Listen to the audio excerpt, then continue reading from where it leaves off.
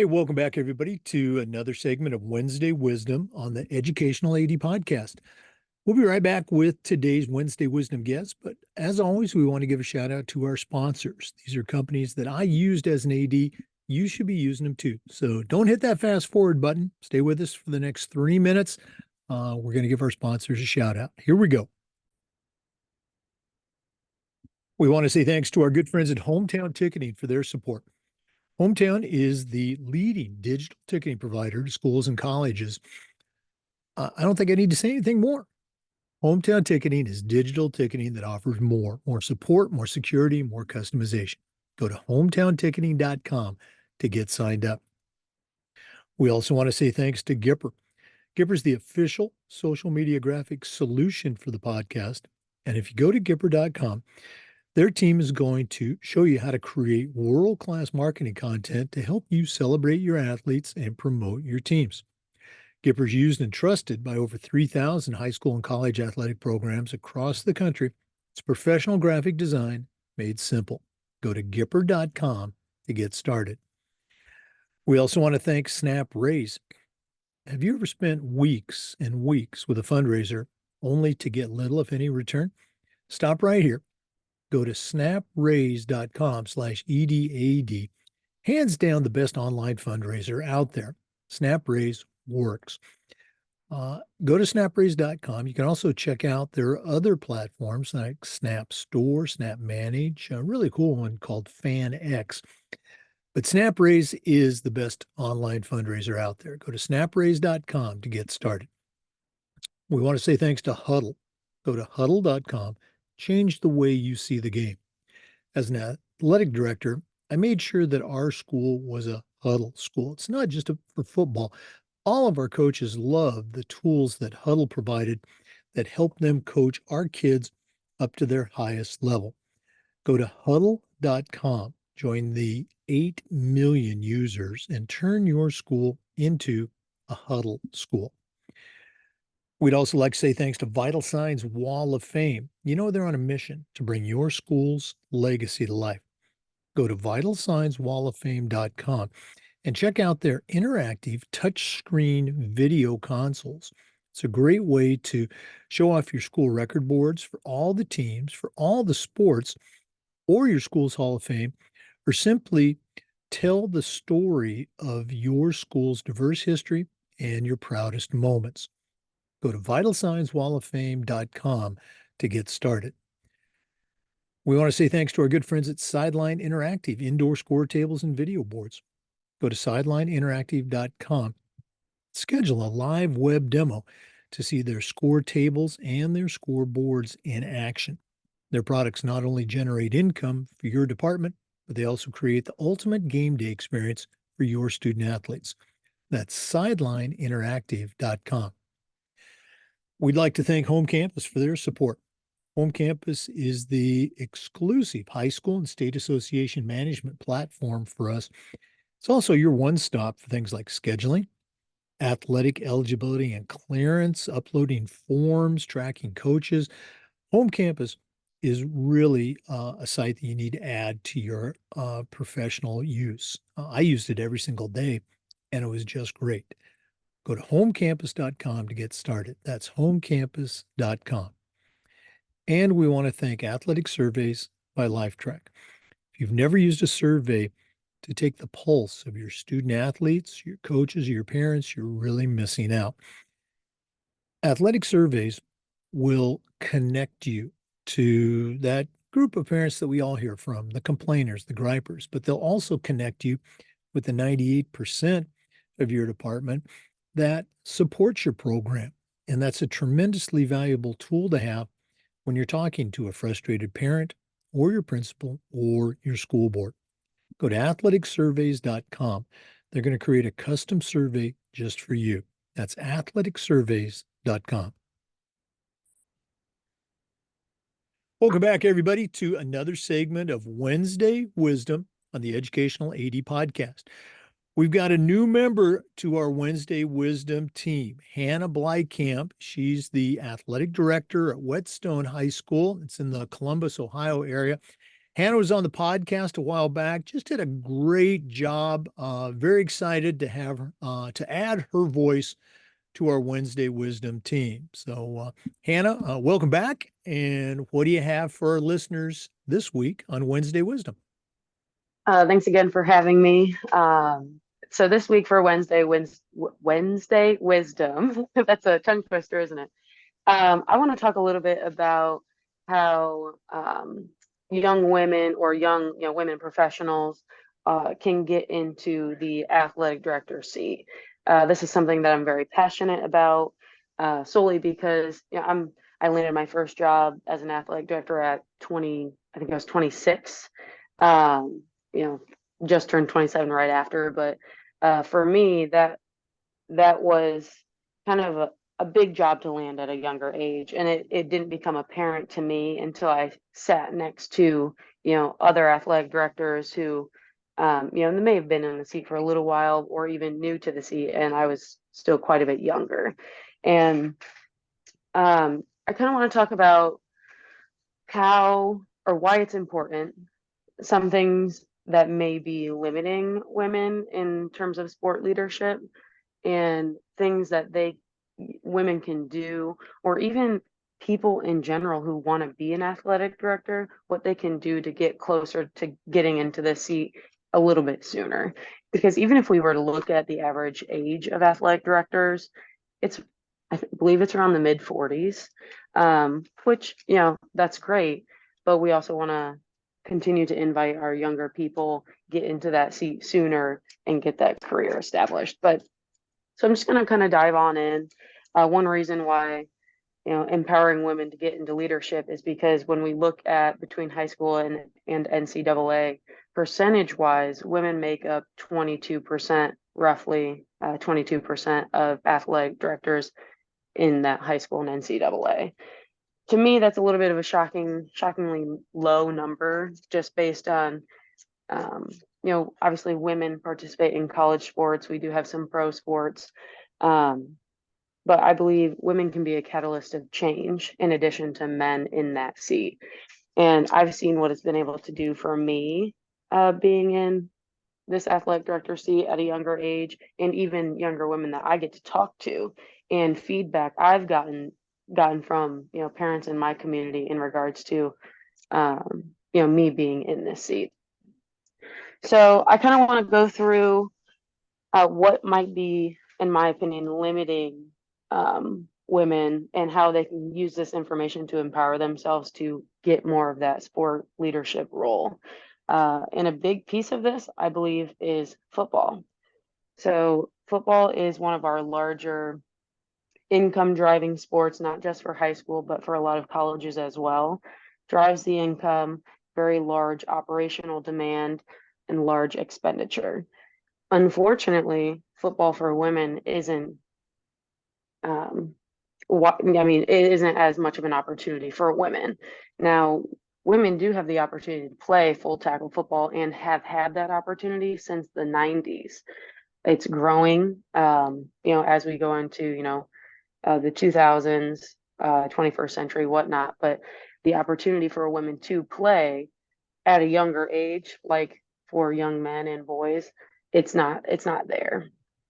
So when it comes to hiring athletic directors and sport leadership roles, they want somebody who's going to be able to understand the demand of football, and who's going to understand it a little bit better than individuals who have played it or have studied it. So for women, I'm really encouraging women to study not only football but male dominated sports such as basketball. We have the WNBA, and that's uprising. There's more opportunity for women in basketball, but studying those higher revenue sports and becoming familiar with the rules, the operations, the finances of all of these different um, uh, high demand sports. Basically, for women, we need to create confidence around being able to talk about these sports and talk about how to run them, how to manage them, and how to hire certain individuals for these sports. Um, Sorry, got winded on that one. It's something I'm really passionate about, but um, checking in on my notes a little bit here. I rambled a little bit, but encouraging women to uh, study those games and then find the opportunities within your community to participate, even if it is as an adult. Put yourself in those positions. The viewpoints of these coaches and these players will help you understand the managing of that sport a little bit more.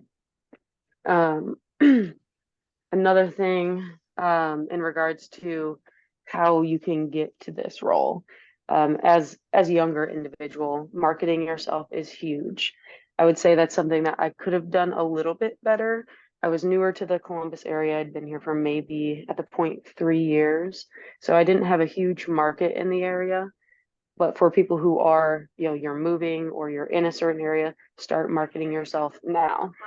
Um, Start marketing yourself now, uh, whether that be Facebook groups, which is how I got connected to this podcast, LinkedIn, volunteering, any school. Go talk to the athletic director at any high school, middle school, college, and ask them what kind of help they need. We always need help, and that is the easiest way to sell yourself as an individual wanting to work in sport is by working in sport for free at that point, basically, and hopefully working yourself up. That was something that I didn't necessarily have that experience in. And when I was in my interview for this position, my last question I asked was, "What what makes you hesitant about hiring me for this position?" And that was giving me an opportunity to address any concerns they had about my professionalism and skill set. And their response was my lack of experience working in a school. I had coached junior high basketball in a school and played sports in school, and that was it. So their main concern was I didn't at the time fully understand the inner workings of business within a school. And it was a valid point, especially coming into a school, a large district, understanding all the policy rules, things like that, processes are very different. So definitely getting your foot in the door into whatever avenue of sport you want to work in, whether it be college, go volunteer in college, high school, go volunteer in high school, start at the middle school, uh, start coaching, just really involving yourself in all avenues of sport in which you want to work. Um, and I would say start at a young age. Definitely starting at a younger age. I believe I started coaching when I was 16 years old and did that up until I landed my job as an athletic director, which really gives you the mindset of helping yourself understand coaches, hiring coaches, and helping coach them to, their next successes. Um, Yeah, let's Hannah, let see. me go and jump in here real quick. You and I were talking before we started recording, and I told you I just thought this was a tremendously valuable topic to share, both for men and women. And as somebody who was in that athletic director seat for many years, I think you really hit on some key things. The volunteering, the getting involved. Now at the college level, they actually have undergraduate majors in athletic administration and sport management, stuff that was completely unheard of back in my day. The typical path to becoming an AD was, you were a teacher, you were a coach, then you became a head coach, and after maybe 15 or 20 years, you might move into that athletic director chair. We're seeing athletic directors start younger in their careers now. You're certainly an example of that. But if you're an undergrad and you think you might want a career in athletics, you'd like to be an athletic director, you can accelerate that process doing those exact things that you mentioned. Your college AD, they are desperate for people to come in and help with game day setup, management, you name it. And it's a tremendously valuable experience, hands-on experience that you can not only learn, but you can add that to your resume. And the same thing with coaches. Go to that head basketball coach or that head football coach and say, hey, I'd like to learn about the sport. I'd like to learn about the profession. And you're probably going to start at the same level that those graduate assistant football coaches do. You're going to be carrying cones. You're going to be setting up drills, cleaning up, but that's how you get into the network, if you will. And I know you're big on networking, but those are just great ways. There's not an athletic director, high school or college in America that would turn down someone coming to them and saying, I want to learn this sport. I want to learn this business. I'm so glad you brought that up. A lot of people ask me, "Oh, do you coach? Do you teach? Are you an administrator in terms of like assistant principal?" When it comes to certifications or degrees, I'm not a teacher, I'm not an admin. My sole job is athletic director. So you don't have to, like you said, go through those different avenues of becoming a teacher and then working into this seat. But some people do that, but it's not something you have to do. And like you had said, it kind of progresses your route to being an athletic director even more so now with those degree opportunities. My undergrad was sport management, and my master's was coach and athlete development, which has really allowed me to empower myself as a younger individual to coach my coaches who are not necessarily the same gender as me and maybe a little bit older than me because of the knowledge I've been empowered with to share and allow them to maybe think about different situations with their other coaches or with kids and wording things a little bit different because most of it is psychological at that point. So that's a very fun part of my job that I would say probably enjoy almost, it's in my top 5 things of responsibilities that I enjoy as an AD is coaching coaches. So if you have an opportunity to take psychology of coaching uh, anywhere in your path to becoming an athletic director, I would definitely recommend it. Kind of understanding the human brain and what motivates different individuals and how to talk to people who understand things a little bit differently than you. Um, so yeah, that's a very good point. And I've got one last point. As a woman in athletics, you're looked at as maybe a little bit of a softer individual because we generally have higher senses of empathy. And I'm a very empathetic person, but I would encourage young individuals to start creating your backbone now. Um, Become more confident in the way you speak, become more confident in the way you ask questions and how you address things, and whether it be your personal life or professional life. The the sooner you can speak from a place of confidence and knowing that you are, a credible individual, you'll gain that respect a little bit sooner in your position. Yeah, absolutely. And obviously, the athletics and the position of athletic director has been and still is, a male dominated position. But um, again, just speaking from experience, athletic directors and even principals, they're looking for quality people, they're looking for confident people. And if you come into that interview and you've done your homework and you've done that networking and you sell yourself in a confident way, you need to give them a reason, the reasons to hire you. Okay, share the things that you've done, talk about those experiences, and you mentioned flag football, again off when we were talking earlier. That sport is exploding in different states around the country. It's off the charts here in Florida in a very good way. And, Mhm. there's an opportunity. You don't have to be an expert. As a high school and college athlete, in high school, I was football, I played basketball, and then I ran track, and then I did football and track in college. I was not an expert by any means in soccer or baseball or softball or volleyball, but I spent the time to kind of learn the rules and talk to the coaches and be able to position myself to help them. And Hannah, you mentioned many of the coaches you work with, they're older than you.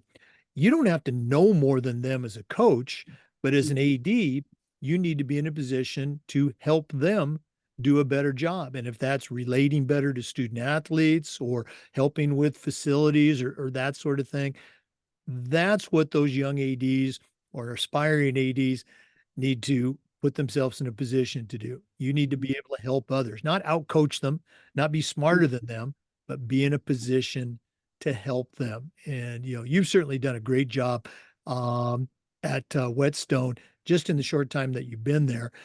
We're not done yet, but if one of our listeners wanted to reach out and add you to their network, or maybe pick your ear on how to advance in the career or how to do things at their school, what's the best way that they can get a hold of you? Yeah, so the best way to get a hold of me is going to be via LinkedIn. Just search my first and last name, Hannah Bleikamp, or you can find me on Instagram. Just search Whetstone Athletic Director. So I'm really glad that you brought up flag football right before we took that little break there. So we had spoke about that a little bit offline and how my alma mater, Siena Heights University, has recently um, made women's flag football a varsity sport at the college level, which is, super exciting for me personally because I play women's full tackle football, in my personal time. But to see that progression for women to get the opportunity to become involved in football, because it wraps back to our conversation earlier and how that's such a dominating sport and how we need more women to be involved in that to help themselves get into this athletic director role. And it leads me into wrestling here in Ohio. Girls wrestling is huge. Um, I'm very fortunate here at Whetstone to have a solid girls wrestling squad of anywhere from 16 to 20 girls. And we're competing really well for a sport that is very new here. But again, sanctioning a sport that is, in the previous history, primarily a male sport, and inviting women into these more physical, male dominated sports is, in my opinion, going to transpire into more women in leadership roles. And that is very, very exciting for me. The progression we're going to see for the uh, at a loss of words here, but the opportunity for women in sport. I had recently spoke at the Ohio History Center over this past weekend on the history of women in football and how it has grown so much over the last 25 years, and how we are continuing to see more opportunity even for women coaching in NFL. They're breaking barriers there. Women, we just need to, and young individuals, stay on the path of empowering yourself with knowledge in sport and stay curious, and your time will come. Right. I'm going to go ahead and take this as an opportunity to give a shout out. Every single state has a state coaches association and a state athletic directors association. If you're an aspiring AD, you should join each of those organizations and begin to build your network. Or if you're already a member, continue to add to your network.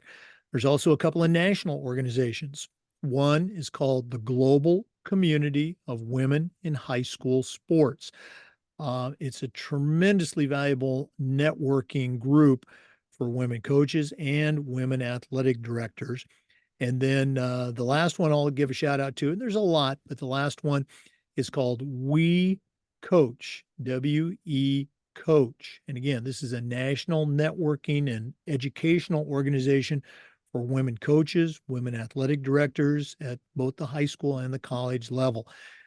Join those organizations, get on their mailing list. Many of them do weekly or at least monthly emails to, just add little tools to your toolbox, one of my favorite expressions, and reach out to our guest.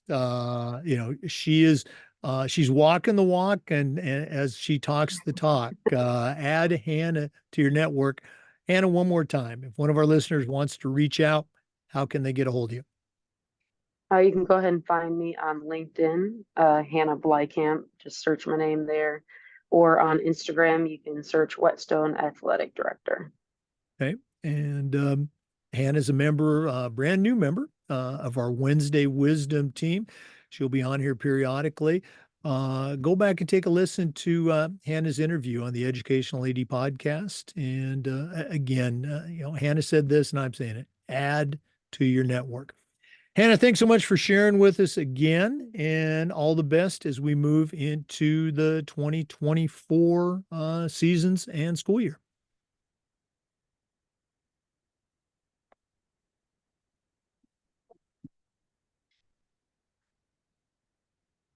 Thanks again, Jake, for having me. Yeah, I had a good time on our previous interview, and my family, they all loved it. My dad messaged me the other day and was like, "Oh, I just watched your interview on YouTube. Looks great." And I was like, "Oh, I was going to send it to you." He's like, "No, I followed the channel and I've been waiting for it." So, like I said, thanks again for having me on here. And, my community and my family appreciate it as well. Oh, and our listeners do too. It's continuing to get downloads. So, for our listeners, we certainly appreciate you listening and your support. We do this every single week with Wednesday Wisdom, and just about every day with new content on the Educational AD podcast. So, listen to us on Spotify or other platforms. Watch the videos on YouTube, and we'll see you next time on the Educational AD podcast. Before we go, we want to give our sponsors one more quick shout out. Thanks to Huddle.